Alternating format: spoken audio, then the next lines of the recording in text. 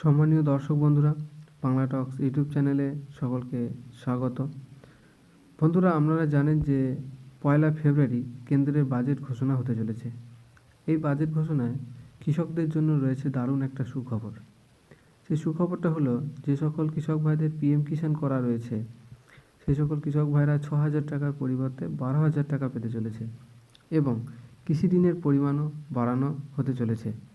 এই নিয়ে একটা দৈনিক নিউজ পেপারে প্রকাশিত হয়েছে যে কেন্দ্রের বাজেট ঘোষণার আগে যে সমস্ত সম্ভাব্য বিষয় বাড়তে চলেছে, টাকা পয়সা বা কৃষকদের যে সমস্ত ব্যাপারে, তা দৈনিক পেপারে প্রকাশিত হয়েছে। আমি তা দেখাচ্ছি আপনাদেরকে।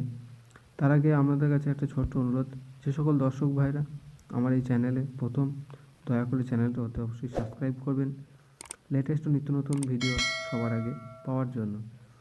চলুন দেখা যাক পত্রিকাতে কী প্রকাশিত হয়েছে এই বাজেট নিয়ে। গত কয়েক বছর কৃষিতে বরাদ্দ বেড়েছে উল্লেখযোগ্যভাবে। কৃষকদের জন্য তৈরি হয়েছে একগুচ্ছ প্রকল্প।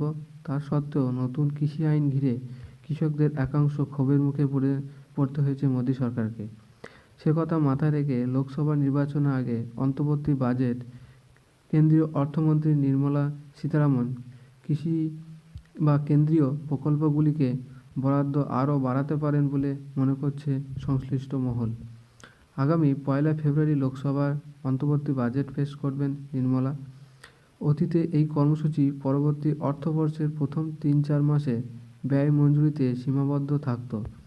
তবে 2019 সালে লোকসভা নির্বাচনের আগে সেই কথা বলতে গিয়েছিল মোদী সরকার।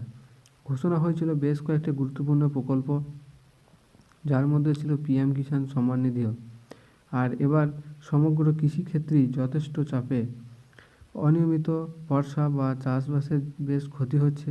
গত বছর এই ক্ষেত্রে বৃদ্ধির হার 4% হলেও 2023-24 অর্থবর্ষে 1.8% নামতে পারে বলে খোদ সরকারের অনুমান। পিএম কিষাণ সম্মান নিধিতে জমির মালিক ছোট কৃষকদের বছরে 6,000 টাকা অনুদান দেওয়া হয়।